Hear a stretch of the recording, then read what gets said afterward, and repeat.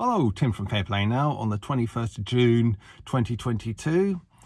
That time of year again, the longest day, and it doesn't always seem to come around way too fast, way too soon. 1 minute you're putting the clocks forward in late March, next thing you know it, you're at the longest day. And my dear old gran, long since departed, God rest her soul, but she always used to say at this time of year, it always seems to come around way too early, doesn't it? The longest day. And I'd agree, it'd be far more natural to my point of view if it didn't come around until late July or something. But I suppose if that was the case, you'd have to have a 14-month year. But a couple of points of housekeeping. First of all, people were saying on yesterday's video they weren't getting any sound through, at least at the kind of when I first uploaded it.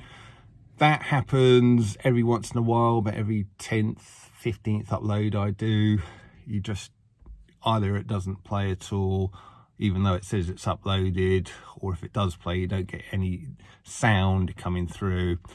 And that's not down to me, nothing I've done wrong. It's unfortunately some kind of glitch that YouTube has got. It doesn't happen that often, but the best way to get around it is just to leave watching it for half an hour, and then by the time you come back, it's normally sorted itself out. So apologies for any inconvenience, but there's not a lot I can do about it, I'm afraid.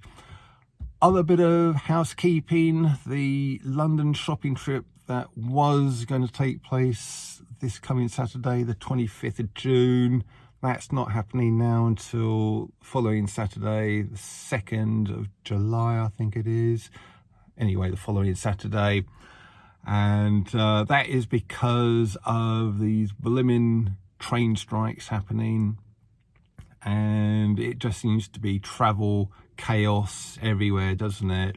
You know, if it's not the trains and train drivers and train staff being on strike, it's chaos at the airports, or it's massively high fuel prices, which means you can't drive as far. And back in 2019, up to and including that year, I would have looked at these things like most other people and thought, oh dear, what is happening? You know, why are these people who run the country, why are they so incompetent?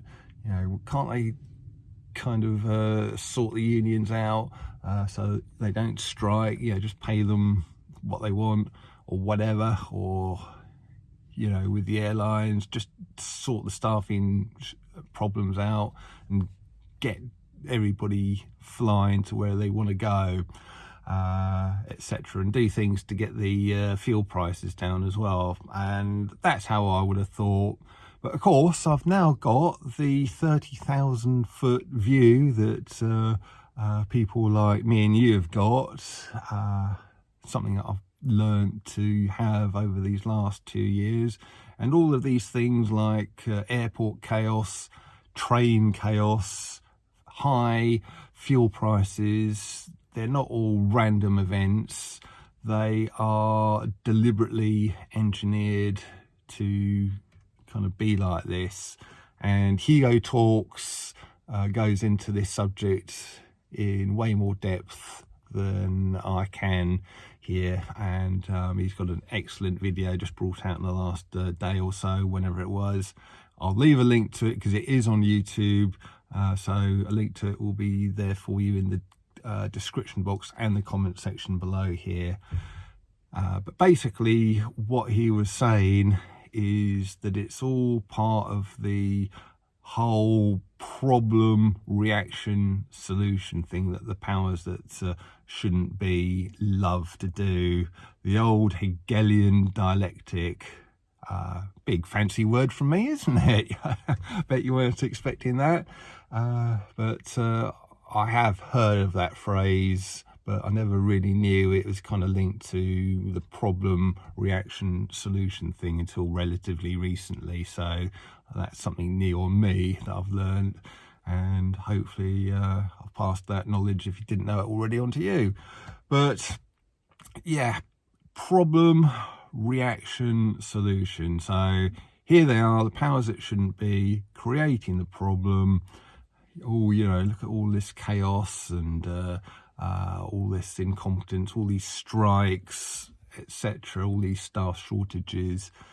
And then there's a media storm to whip up public anger and sort of frustration, and that is the reaction. And then, of course, the powers that shouldn't be come in. Oh, there's this little solution we've got here. We've just brought it in for you.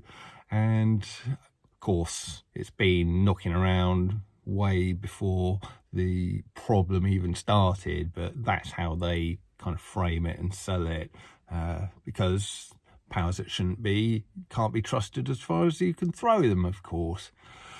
So problem, reaction, solution. And Hugo Talks goes into this whole thing in a bit more depth than I can, like I've just said.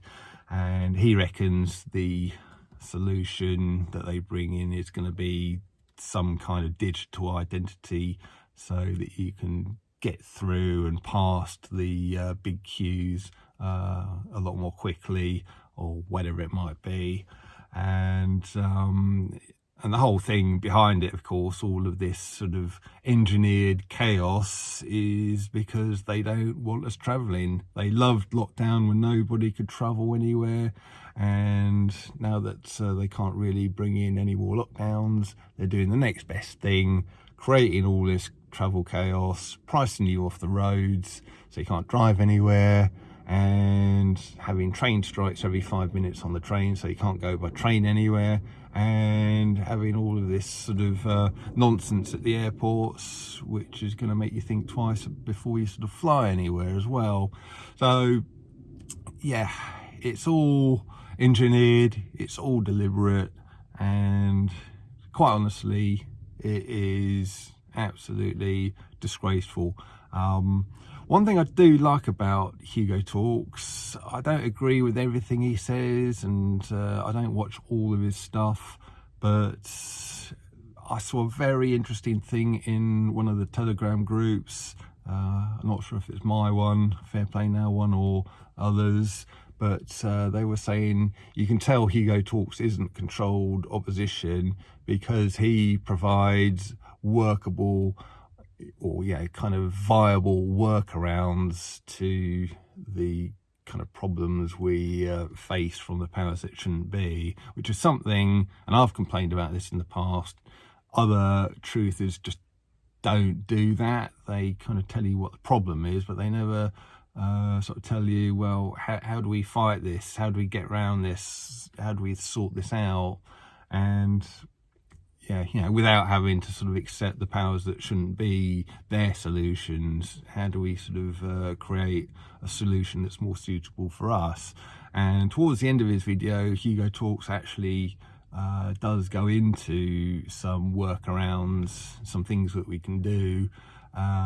Mainly it's stuff like always use cash whenever possible, always use local shops and businesses rather than going to the big corporations as much as you possibly can as well, and a few other things. And I thought that was an interesting point.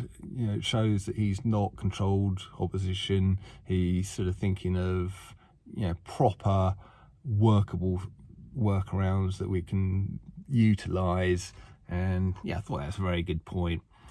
Anyway, I'm beginning to ramble here a little bit. I'm going to let you go and watch Hugo Talks, and to learn a lot more about what I've been talking about here in a lot more detail.